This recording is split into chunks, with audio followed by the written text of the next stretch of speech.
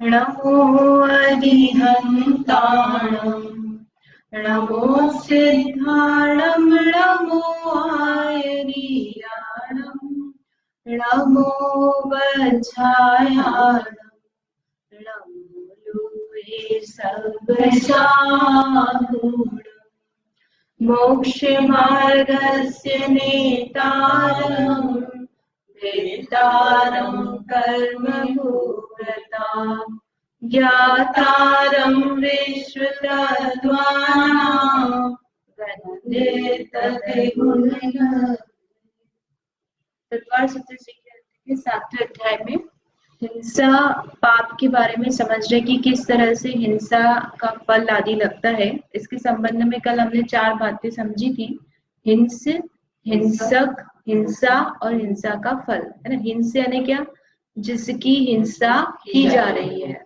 एक इंद्रिय, 2 इंद्रिय, संघीय, असंघीय, बड़ा है, कौन है ना। उसके बाद में हिंसक, कौन हिंसा कर रहा है, संघी जीव है, संघी जीव है, किस अभिप्राय से कर रहा है ना। तो हिंसा में मारने रूप क्रिया, कैसी क्रिया है उसकी, किस तरह से वह प्राणों का वियोग कर रहा है, वो क्रिया। और हिंसा का फल, एक इंद्रिय को कर रहा है घात, 2 इंद्रिय को, 3 इंद्रिय को, तो उनका अलग अलग फल प्राप्त होता है। अब यहाँ पर 4 प्रकार की हिंसा के प्रकार बताते हैं कि कौन कौन सी हिंसा होती है ना। तो इसके आधार से अणुव्रत, महाव्रत डिसाइड होते हैं। यानी ये जो 4 हिंसा है, इनमें से इतनी चारों हिंसा का त्याग होता है मुनिराज को। और जो देशव्रती होते हैं, प्रतिमाधारी होते हैं, अणुव्रती होते हैं, उन लोगों के संकल्प हिंसा का त्याग होता है और बाकी 3 का अनर्थ नहीं करेंगे ना, अप्रयोजनभूत हिंसा नहीं करेंगे, इस तरह का उनका नियम होता है। तो अपन समझते हैं 4 कौन कौन सी है। सबसे पहले बताई है संकल्पी हिंसा, उद्योगी और विरोधी। तो संकल्पी का क्या मतलब? संकल्प करना, प्रण लेना, अपने मन में सोच लेना कि यह जीव है, ऐसा जान रहा है, और जान करके उसको मारने का भाव या मारना, वह संकल्पी हिंसा है। जानबूझ कर मारना, शिकार करने जाते हैं, वीडियो गेम खेलते हैं, तो वीडियो गेम में क्या करते हैं, उसमें बस वो मारना ही होता है ना, इसको मारो, उसको मारो, उसको मारो। चजल होता है, उसमें गुब्बारे होते हैं, उसकी आंखें होती है ना, एक एक करके आप इसको मारो, इसको मारो, इसको खत्म किया, इस पे निशाना लगाना है। एक्चुअल में मारो चाहे आप नकली में मारो, मारने का भाव तो आपको जानबूझ कर ही है। इसी तरह से चाहे चोर हो, पुलिस हो, चोर पुलिस के गेम हो, तो उसमें भी आप कर क्या रहे हो, जान करके ही मार रहे हैं ना उसको। तो वहां पर जो जान करके मारने का भाव है, वो संकल्पी सा। ऐसे ही अपने घर में भी हम जान रहे हैं कि यहाँ पे चूहा है, और फिर हम उसको पिंजरा में रखेंगे, और पिंजरा लेकर के हम यहाँ बाहर छोड़ेंगे, तो क्या होगा, कुत्ते बिल्ली वगैरह इसको खा लेंगे। और फिर भी हम छोड़ रहे हैं, वही जो प्रमाद करके वही छोड़ रहे हैं हम। थोड़ी दूर जा करके छोड़ सकते हैं, या ऐसी जगह या ऐसे टाइम पे, या ऐसी जगह हम छोड़ेगी जहां पर एटलीस्ट कुत्ते बिल्ली चील कबूतर आकर के उसको नहीं ले। तो उसमें आप जानबूझ के कर रहे हो, तो कौन सी हिंसा का पाप लगेगा? संकल्पी हिंसा का पाप। और इसमें दूसरी क्या है? आरंभी हिंसा, है ना। संभ्रम समारंभ आरंभ वाला जो अपन बोलते हैं ना, वही आरंभ है। तो आरंभ यानी घर गृहस्थी के कामकाज में जो हिंसा होती है, वो आरंभी है। झाड़ू में हिंसा, पोछे में, कपड़े धो रहे हैं, बर्तन धो रहे हैं, खाना बना रहे हैं, गैस चला रहे हैं, पानी छान रहे हैं, सब्जी सुधार रहे हैं, घर की साफ सफाई कर रहे हैं, तो ये सब जो है वो कौन सी हिंसा आएगी? आरंभी। यानी घर की कैटेगरी में जो आ गई, क्लीनिंग से संबंधित ले लो या बनाने से संबंधित ले लो, ये कौन सी हो गई? आरंभिक हिंसा। और औद्योगिक हिंसा कैसी है कि आप जो कमाई करोगे, आप कमाई कैसे करोगे? कुछ न कुछ जॉब करोगे या बिजनेस करोगे, तो उसमें जो हिंसा होती है वह औद्योगिक हिंसा है। आपका खेती का व्यापार है ना, आपका कपड़े का व्यापार है, आपका किराने का व्यापार है, कहीं ना कहीं कुछ न कुछ हिंसा तो बनती है। तो आप उसको अवॉइड नहीं कर सकते। मान लो आपका खेती का ही बिजनेस है, खेती का मतलब आप खेती से इनकम होती है, तो आप खेती करोगे तो खेत में जीव रहते ही रहते हैं। खाद वगैरह भी आपको डालनी पड़ेगी, है ना, खेत फसल खराब नहीं हो तो कीटनाशक भी डालने पड़ते हैं। तो आप उसमें कम कर सकते हो, लेकिन आप डालो ही नहीं ऐसा तो नहीं कर सकते ना। आप हल ही नहीं चलाओ खेती में, मिट्टी में जीव रहते हैं, रहते कि नहीं रहते हैं, देखिए आपने चले ना, लटे और ये सब रहती है उसमें। अब आप ये सोचो कि मैं तो हल ही नहीं चलाऊं, तो वो तो संभव नहीं है। तो वहां वो जो औद्योगिक हिंसा है, वो श्रावक जो है, यदि वो श्रावक है तो उसके घर गृहस्थी के कामकाज से संबंधित जो हिंसा है, व्यापार से संबंधित जो हिंसा वो बनेगी, उसको वह नहीं छोड़ सकता। इसलिए क्या लिखा है, त्याग करना अशक्य। तो मुनिराज तो त्याग कर सकते हैं, लेकिन जो श्रावक है उसके लिए त्याग करना अशक्य लिखा है। किसकी अपेक्षा से ये त्याग करना अशक्य, ये और ये श्रावक की अपेक्षा से लिखा है ना। मुनिराज के लिए तो अपन ने क्या बात करी कि मुनिराज तो चारों की सबकी त्याग करेंगे, मुनिराज तो किसी भी प्रकार की हिंसा नहीं करेंगे। इस श्रावक जो है उसके घर गृहस्थी है, बच्चे हैं, उसको पालन पोषण करना है, कोई राजा भी हो सकता है, मंत्री हो सकता है ना, उसके साथ में लोग जुड़े हुए हैं, तो अनेक प्रकार के उसको कार्य करने पड़ते जिससे हिंसा। फिर है विरोधी हिंसा। तो विरोधी में क्या आया, देव शास्त्र गुरु आदि की रक्षा संबंधी जो हिंसा, उसको लड़ना पड़ता है ना। अपने राज्य पर किसी ने आक्रमण कर दिया, घर पर किसी ने आक्रमण कर दिया, तो उसको लड़ना पड़ेगा। वो बैठा तो नहीं रह सकता कि अभी हम तो हिंसा नहीं करेंगे। तो वह जो है वो विरोधी हिंसा है, अनिच्छा पूर्वक कर रहा है लेकिन कर रहा है। अशक्य, शक्य यानी संभव, अशक्य यानी संभव नहीं, शक्य यानी हम जिसको कर सकते, शक्य अनुष्ठान बोलते ना, हमारे करने योग्य जो कार्य है उसको बोलते शक्य अनुष्ठान। और अशक्य अनुष्ठान क्या हो गया, हम जिसको नहीं कर सकते, हमारी कैपेबिलिटी नहीं है। तो त्याग कितना बोलते हैं, कीजिए शक्ति प्रमाण, जितना अपनी शक्ति उतना अपने को क्या करना, त्याग करना। तो उसको बोलते हैं शक्यानुष्ठान। आप रात्रि भोजन त्याग कर सकते हो, आप भोजन का ही त्याग कर दो ये संभव नहीं है। अनछने जल का त्याग कर सकते हो, जल का त्याग कर दो ये संभव है क्या, नहीं है। तो वो शक्य अशक्य अनुष्ठान है भोजन का त्याग करना। तो ऐसे ही आप घर में रहोगे तो खाना बनाना पड़ेगा कि नहीं बनेगा, खाना बनाना पड़ेगा, है ना। आप नहीं बना रहे हो, आपकी बीवी बनाएगी, लेकिन आप दूसरे काम करोगे। जैसे हस्बैंड वाइफ है, तो जो वाइफ है वो घर के कामों में हिंसा होगी, और हस्बैंड जो जिसको उद्योगी हिंसा होगी। और हो सकता है दोनों ही आप काम करते हो, घर में भी हेल्प कराते हो, साफ सफाई में अपन हेल्प करा रहे हैं, कभी कुछ कर रहे हैं, तो उससे भी अपने को हिंसा का दोष लगा है। तो ये 3 प्रकार की हिंसा है, ये अणुव्रती जो है उसको पूरी तरह से त्याग नहीं कर सकते। क्या कर सकते हैं, कम कर सकते हैं। कैसे कम कर सकते हैं कि भैया जो हम कामकाज कर रहे हैं घर में, उसमें छना हुआ पानी वापरे, छने हुए में भी हम कम पानी में भी काम चल सकता है। अपन पूरे टाइम बार चालू करके बर्तन ही धोना है, कपड़े ही धोना है, थोड़ा पानी डूल रहा है, इधर चले गए अपन, उधर चले गए, बाल्टी भर रही है और नीचे निकल रहा है।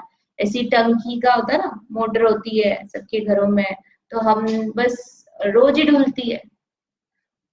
बहुत सारे घरों में ऐसा रहता है कि वो रोज ही डुलती, पानी का अंदाजा ही नहीं होता कितने टाइम में भरी है, इतने साल हो जाते हैं। तो आपको ये तो पता चलता ना, इतने लीटर की टंकी है और इतने समय में, 1 घंटे में, 1.5 घंटे में भर जाती है। तो आप एक जब वो नीचे ढुलना शुरू होता है, कब होता है शुरू, कि वो पूरा नीचे ढुल के फिर छत पे इकट्ठा होता है और फिर ढुलता है। तो अगर वो नीचे गिरना शुरू हो गया, इसका मतलब 15 मिनट तक बहेगा। वो पानी भी वेस्ट गया, और पानी ऊपर से गिर रहा है, अनछना पानी, तो जीवों की हिंसा हो रही कि नहीं हो रही है। आप उसको अवॉइड कर सकते हो कि नहीं कर सकते हो, वो तो बिना काम किए आपको उसको क्या प्रयोजन है। कपड़े धोने में तो ठीक है, आपको कपड़े धोने ही पड़ेंगे, है ना, बर्तन मांजने ही पड़ेंगे, खाना बनाना ही पड़ेगा, वहां पर आप उसको अवॉइड नहीं कर सकते हो। लेकिन ये जो पानी बह रहा है इसको तो अवॉइड कर सकते हो ना। ठीक है। तो ऐसे घर संबंधी कार्यों में होने वाली में भी, उसमें ये देखना चाहिए कि कौन सी को हम अवॉइड कर सकते हैं, क्या क्या चीजें ऐसी है जिसको हम अवॉइड कर सकते हैं। ठीक है। इसके बाद में है औद्योगिक हिंसा। औद्योगिक हिंसा में क्या बताया कि जो बिजनेस से संबंधित काम कर रहे हैं तो उसमें जो लगने वाला हिंसा का दोष है उसको नहीं करना। तो बिजनेस तो आप बंद नहीं कर सकते हो, करना ही पड़ेगा। और बिजनेस आप अगर बदल सकते हो तो बदल लो जिसमें हिंसा नहीं हो, और नहीं बदल सकते तो कम से कम हम इस प्रकार से कार्य करें कि जिसमें हमको दोष नहीं लगे। हिंसा होगी, है ना। आप कपड़े की फैक्ट्री डालोगे तो कपड़े की फैक्ट्री में भी हिंसा होती है, शक्कर की फैक्ट्री डालोगे शक्कर की फैक्ट्री में भी हिंसा है। कोई सा भी आप फूड प्रोडक्ट लो या आपके लिविंग के से संबंधित कोई सी भी आप चीज का बिजनेस करोगे तो कहीं ना कहीं किसी न किसी रूप में हिंसा होती है, आप उसको अवॉइड नहीं कर सकते। कम कैसे करें ये किया जा सकता है, जैसे कि यहाँ पर सभी किराने की दुकान वाले है ना, तो कुछ लोग तो ऐसे होते हैं कि वो दवाई डालते हैं। कैसी दवाई डालते हैं कि भैया वो ऐड आते हैं ना, मरे बाहर जाकर, है ना, चूहे क्या आता कुछ तो ऐड आता है ना, घर में खा के मरे बाहर जाकर। तो उसकी दुकान में गंदा नहीं होगा, वो पड़ोस पड़ोस में जाएंगे और वहां पे जाएंगे और वहां जाके मर जाएंगे। तो वो जो है आपको जरूरी है क्या मारना, आप पिंजरे में भी उसको पकड़ के छोड़ सकते हो। या फिर आपको फर्नीचर इस प्रकार का बनवाओ अपनी दुकान में कि भैया चूहे से नुकसान नहीं हो। पैक वाली दुकानें भी होती है ना, उसमें भी आपके वो जो डब्बे वगैरह हैं, आपको जो चीज का नुकसान होता है आप उसको उस तरह से रखो। तो एटलीस्ट हमको क्योंकि आप बिल्कुल ही हो ही नहीं चूहे ऐसा तो नहीं कर सकते। और फिर अब अभी बताया था ना कि हम जा रहे हैं, उसको हमने छोड़ा, तो हमने कैसे छोड़ा कि बस उसको कुत्ता बिल्ली आकर ले गया। तो कुत्ता बिल्ली आके ले गया और तो हमने जानबूझ के छोड़ा तो कौन सी हिंसा हो जाएगी, संकल्प। चूहे को मारने की जो दवाई डाली है वो कौन सी हिंसा में आ जाएगी, संकल्प में आ जाएगी। मरेगा, हिट है। और ऐसे वो जो बेट आते हैं आजकल के मछली मारने के, पिंजरा लगाकर आप मार रहे हो क्या, छोड़ रहे नहीं, आप कहाँ छोड़ रहे हो उस पर डिपेंड कर रहा है ना आप। जैसे अपन ने पिंजरा रखा, अब वो चूहा उसमें और आपने फेंक दिया, और उसके बच्चे जो उसका इंतजार कर रहे थे, जो दाना दोष तो है ही उसमें, ऐसा नहीं है, दाना पानी लाके वो उनको देता, बिल्कुल निर्दोष नहीं है। अब आपको आपको आपके सामान की रक्षा करना चाहते हो, ये कर रहे हो, तो आप ये मार नहीं रहे हो कम से कम उसको, है ना, उसको अलग कर रहे हो। तो वो वहां पर वो अलग टाइप का दोष लगेगा।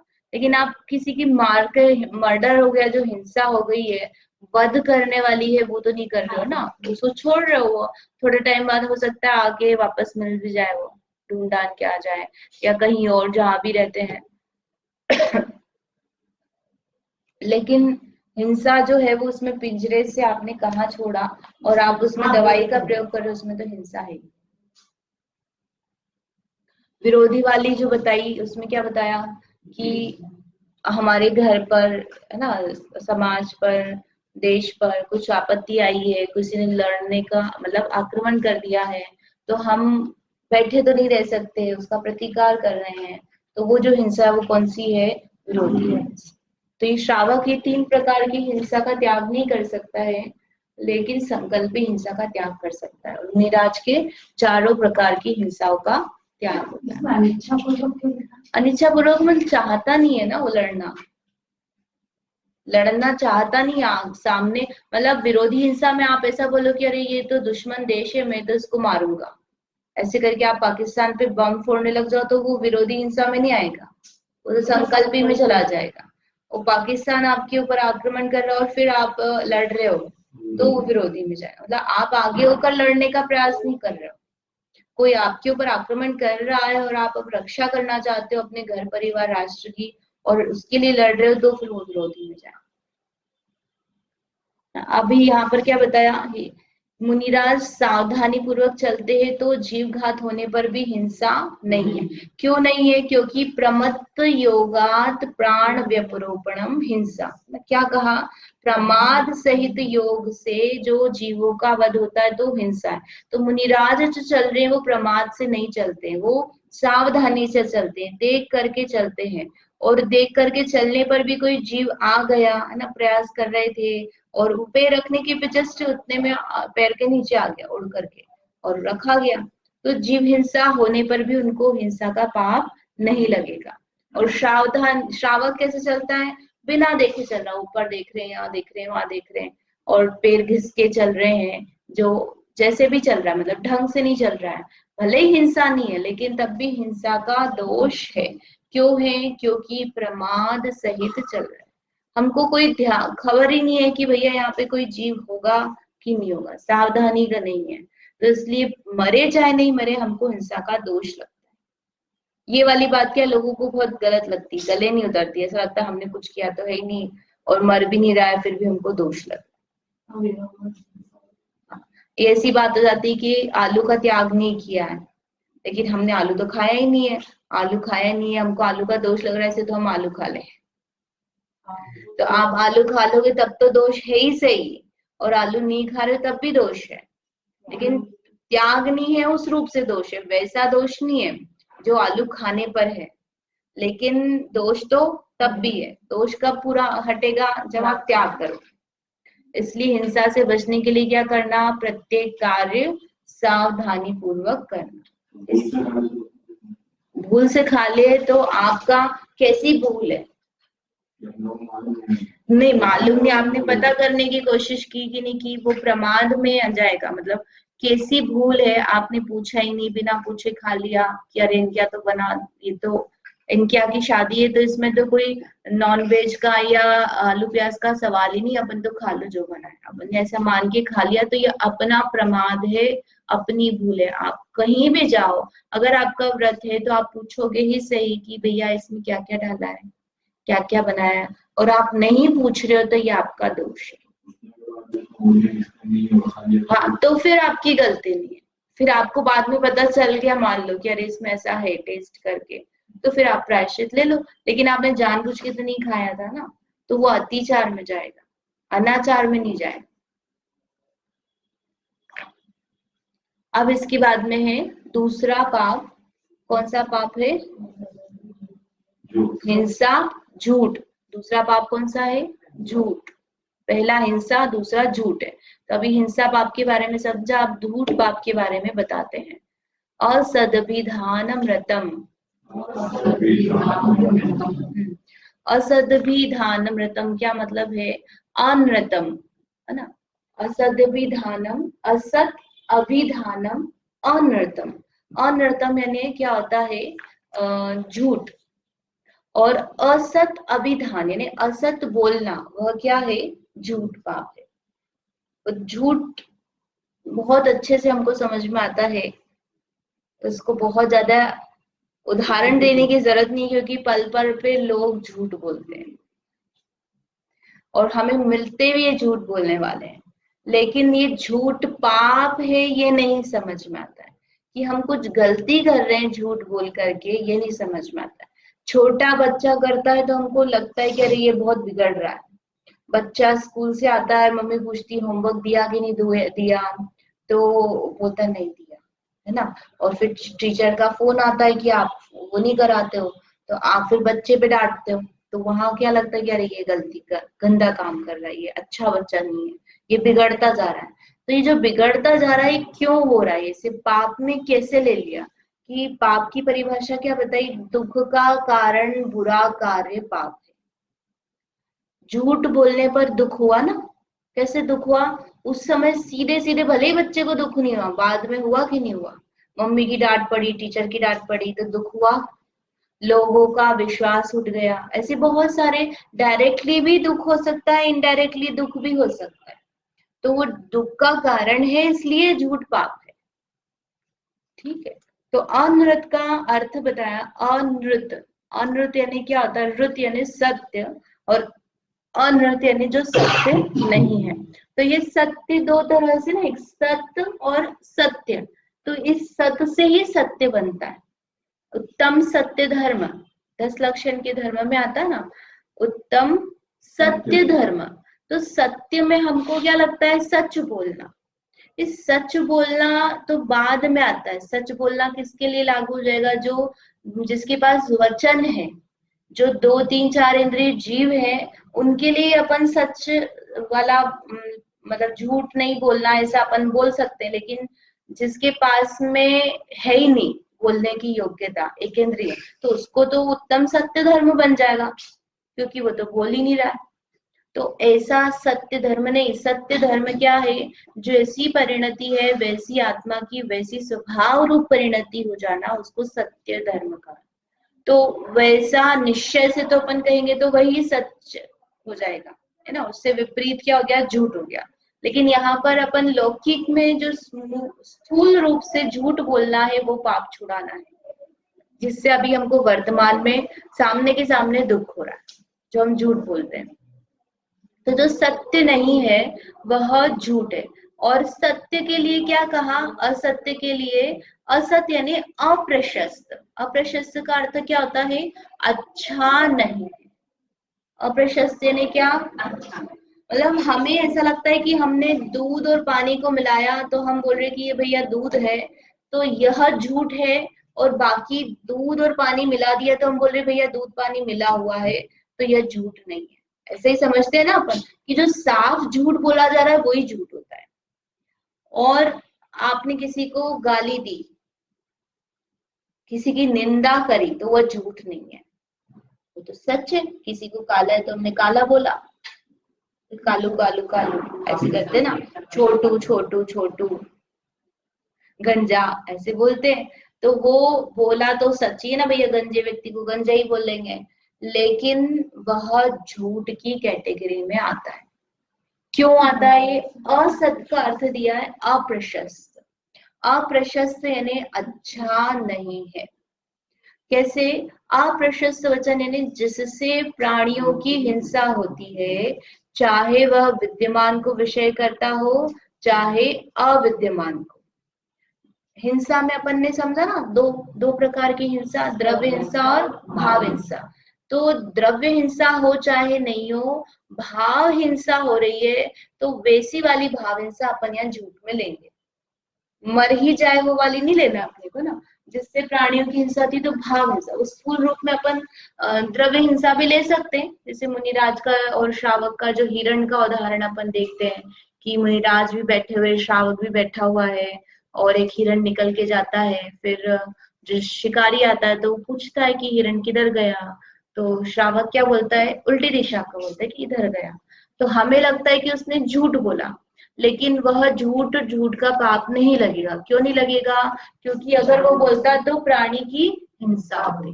तो चाहे विद्यमान को विषय करता हो चाहे अविद्यमान, सच या झूठ जैसा भी बोल रहा है वो, अगर उससे किसी की भी हिंसा हो रही तो वह झूठ में चला जाए, अप्रशस्त वचन हो गया।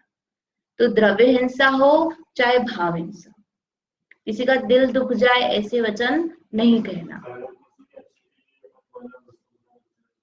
कौन सा अच्छा के लिए, कैसी अच्छे की डेफिनेशन है आपकी।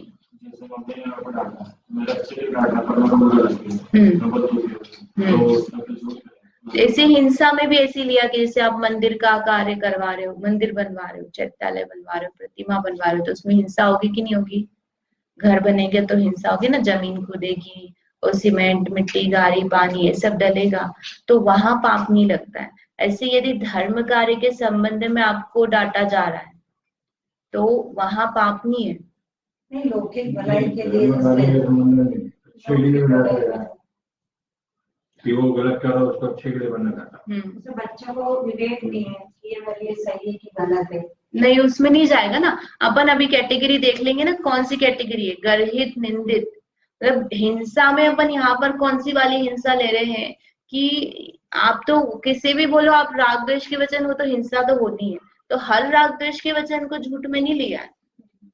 पर्टिकुलर टाइप के, जैसे ताने हो गए, निंदा हो गई, और गर्हित गाली के जो वचन है, झगड़े हो जाए, ऐसे वचन को झूठ में लिया। आप डांट रहे हो उसको तो वो झूठ में नहीं है, डांट रहे हो तो वो तो आप उसकी भलाई के लिए कर रहे हो ना, वो झूठ कहाँ है। गर्हित वचन कौन सी कैटेगरी में आता है, ठीक है। तो झूठ दो प्रकार से बताया, द्रव्य झूठ और भाव झूठ। द्रव्य झूठ में क्या आता है, झूठ कहना वचन से, बोल ही दिया हमने कि पापा घर पे नहीं है ना, सब्जी खत्म हो गई, हलवा खत्म हो गया, मिठाई खत्म हो गई, ऐसा बच्चे को बोल दिया।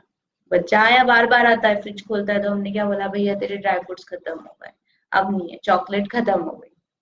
तो वो क्या है, द्रव्य झूठ। स्थूल रूप से जो अपन बोल रहे हैं वो झूठ हो गया। और भाव झूठ में क्या है कि झूठ बोला नहीं है लेकिन हम झूठ बोलने का भाव कर रहे हैं। हमने कुछ गलत काम कर दिया है, मायाचारी करी है, कुछ छुपाया है ना, साड़ी खरीद के लाए मान लो और घर वालों को बताया नहीं है, और पैसे जो है महंगी लेके आए हैं, अब वो पूछेंगे तो कहाँ से लाए, कैसे करे, कितने पैसे के लाए, तो हम सोचते रहते हैं अपने मन में प्लानिंग। हम बोलेंगे मम्मी क्या से आई, या भैया ने दी, मेरी फ्रेंड ने दी, इतना कंसेशन मिल गया मुझे, ऐसा अपन सोचते रहते हैं। बोलने का काम ही नहीं पड़ा, मान लो पूछा ही नहीं घर वालों ने कितने की, कहाँ से लिए, तो मन में विकल्प की वो क्या हो गया, भाव झूठ। कहा नहीं है लेकिन झूठ का भाव कर लिया तो वहां पर पाप तो लगी है। पूरी प्लानिंग बना ली है ना, ऐसा करेंगे, ऐसा बोलेंगे, ऐसा करेंगे, और आपने पूछताछ करी तो उतनी देर से विकल्प चलो पूरे झूठ में। तो झूठ जो है ये 4 प्रकार का बताया है ना। इससे डिसाइड होगा कि कैसे कैसे वचन को हम झूठ में डालेंगे। तो सबसे पहला है विद्यमान को अविद्यमान कहना। विद्यमान यानी जो है, एग्जिस्ट करता है, उसको क्या कहना, नॉन एग्जिस्टिंग, है ही नहीं। जो चीज है उसको क्या कहना, नहीं है। अभी उदाहरण बताया ना, सिर्फ पापा घर पर है क्या, ऐसा पूछा तो हम क्या बोलते हैं, नहीं। छोटे बचपन में थे ना तो हम लड़कियां में बहुत मायाचारी चलती है, तो कॉपी मांगते एक दूसरे की, तेरी कॉपी दे दे, तेरे पास ये है क्या, कुछ क्राफ्ट का सामान है तो ये है क्या, कपड़े मांग रहा है कोई, एक दूसरे के कपड़े पहनते तो तेरे कपड़े अच्छे लग रहे तो तू उनको कपड़े दे दे, तो क्या बोलते हैं कि भैया नहीं है, धोबी क्या गया है ना, इसको दे रखा है, एक कॉपी हमारी भी पूरी नहीं है ही नहीं, हमारी कॉपी जो है मिल ही नहीं रही है, ऐसे अपन बोल करके झूठ बोल देते हैं। तो वो कौन सा वाला कैटेगरी है, विद्यमान को अविद्यमान कहना। बच्चे को बोलते हैं चॉकलेट नहीं है, रखी है फ्रिज में, लेकिन हम क्या बोल रहे हैं, नहीं है। और अविद्यमान को विद्यमान कहना।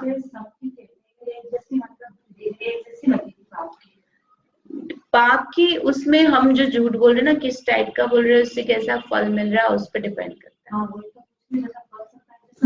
नहीं मिलेगा ना, डिपेंड करता है ना कैसा बोल रहे हो आप, किसकी निंदा कर रहे हो। जैसे निंदा करी या अन्यथा प्ररूपण किया है, तो अन्यथा प्ररूपण में जैसा है वैसा नहीं बता रहे हैं, या निंदा भी करी। तो मुनिराज का था ना कि सीता जी ने पूर्व भाव में एक भाई बहन जो थे उनको दोष लगाया था, एक मुनिराज से और एक माता जी थे, दोनों आपस में चर्चा कर रहे थे। मुनिराज और माता जी जो थे वो क्या थे, दीक्षा के पहले के भाई बहन थे, और उनको क्या बोला कि अरे ये माता जी महाराज जी कैसे अकेले में बात कर रहे हैं, ऐसा करके निंदा कर दी। तो वो निंदा किसकी की जा रही है, चारित्रवान व्यक्ति की, सम्यक दृष्टि सम्यक चारित्र से युक्त व्यक्ति की जा रही है। किस परिणाम से की जा रही है, किसके सामने की जा रही है, इसका क्या फल है, उसके आधार से फिर वैसा झूठ का फल निकलता है ना। कोई होता है दिन भर ही झूठ बोलता रहता है, और कोई बहुत झूठ नहीं बोलता लेकिन किसी विषय में ऐसा बड़ा झूठ बोल दिया कि पूरी जो उसकी कौम है वो पूरी कौम नष्ट हो जाए। हाँ, व्यापार वाला झूठ झूठ में नहीं आता है, उसको आप अवॉइड नहीं कर सकते ना, आपको प्रॉफिट तो लेना ही पड़ेगा ना, अशक्य में जाएगा। किसी का बुरा नहीं हो रहा ना उसमें, 2 रुपए तो आपको, आप बैठे किस लिए बिजनेस करने के लिए, अब आप बोलो 2 में लाए और 2 में बेचो, तो आप बिजनेस करके कमाओगे क्या। 2 की चीज 10-20 में बेच रहे हो तो भी वो जो है बिजनेस है। तो बाजार का जो ट्रेंड चल रहा है उसको भी चलेगा ना। स्थूल झूठ का त्याग करते देखो श्रावक जो है, मुनिराज जो है वो तो 2 की 2 को ही बेचेंगे मतलब बेचेंगे ही नहीं लेकिन वो बताएंगे तो ये 2 की चीज है, ऐसा वो बताएंगे, मतलब उनको तो बेचने का काम ही नहीं है। इस श्रावक को तो बिजनेस करना ही है, वो तो रोजी रोटी चलानी है, तो वो उसके लिए अशक्य है।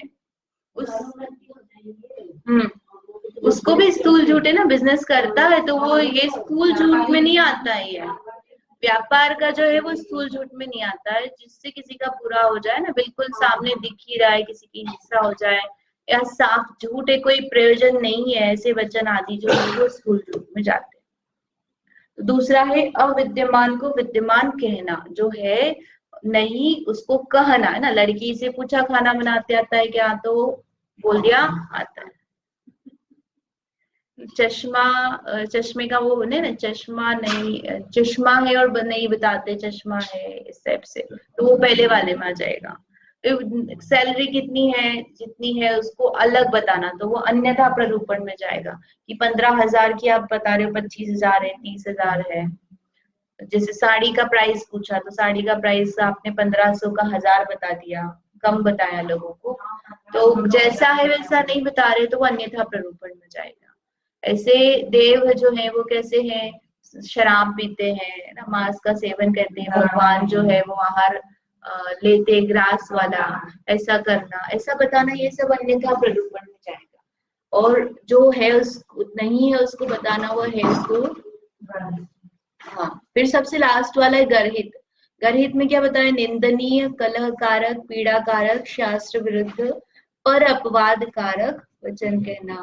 निंदनीय ने किसी की निंदा करने वाले, जैसे अभी सीता जी का उदाहरण बताया था ना, कि उन्होंने मुनिराज और आरिका जी पर निंदा का आरोप लगाया, तो ऐसे निंदनीय वचन। फिर निंदा का मतलब ऐसा कि जो नहीं है वैसा बोलते हैं। अब जैसे समझ लो कि मैंने वो बुरा ही है, लेकिन काले को काला बोल रहे हो ना, और आप मैंने मुंह पे तो नहीं बोल रहा, लेकिन इनसे बोल रहा कि वो वैसे हैं, वैसे निंदा आप है बोल ना, तो वो सच ही है ना, लेकिन निंदा ही है। निंदनीय मतलब ऐसे जो वचन सुनने में गंदे लगते हैं, गाली गलौज के वचन भी आ जाएंगे उसमें, वो सब भी आ जाएंगे। सामान्य निंदा है, निंदा तो वैसे भी नहीं करनी चाहिए। फिर कलह कारक, जिससे झगड़े हो जाए घर में, चुगली कर दी जाके, इसके इसको बोल दिया, उसको इसको बोल दिया, तुमको पता है तुमको नहीं बुलाया था, या तुम हमको बुलाया, तुमको नहीं बुलाया, ऐसे करके आग लगाने का काम करने।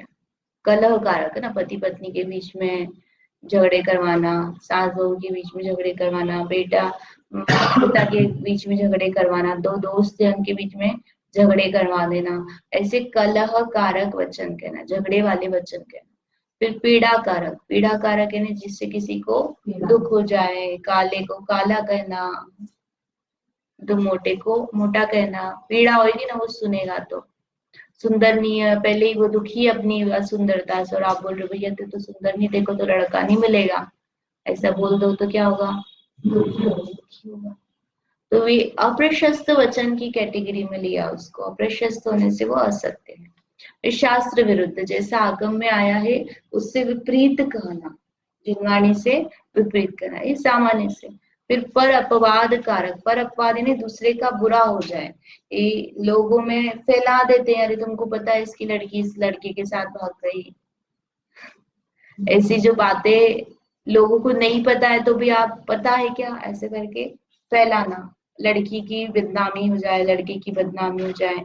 आप रिवर्स तो नहीं कर सकते जो बदनामी हो जाएगी उसका, और फिर उसके पूरा जीवन भर मतलब उसको वो चीज फिर भोगनी पड़ेगी। तो इस तरह से ये 4 प्रकार के असत्य वचन बताए। कौन कौन से, पहला है विद्यमान को अविद्यमान, दूसरा, तीसरा अन्यथा प्ररूपण, और चौथा गर्हित वचन। इस तरह से ये झूठ पाप के स्वरूप बताया, ये दुख का कारण है वर्तमान में भी और भविष्य में भी, क्योंकि पाप का बंध होता है करने से, इसलिए झूठ नहीं कहना चाहिए। ऐसा करके इसको नहीं तक इन्हीं को ले लिया ना, निंदनीय, कलह कारक, पीड़ा कारक है ना, इसी को डिटेल्ड कर दिए हैं, 2 ले लिए, गर्हित वचन और निंदा वाले, तो 6 हो जाते हैं। फिर जावाणी के ज्ञान ते सूझे लोकालोक, सुवाणी मस्तक नमो सदा देत।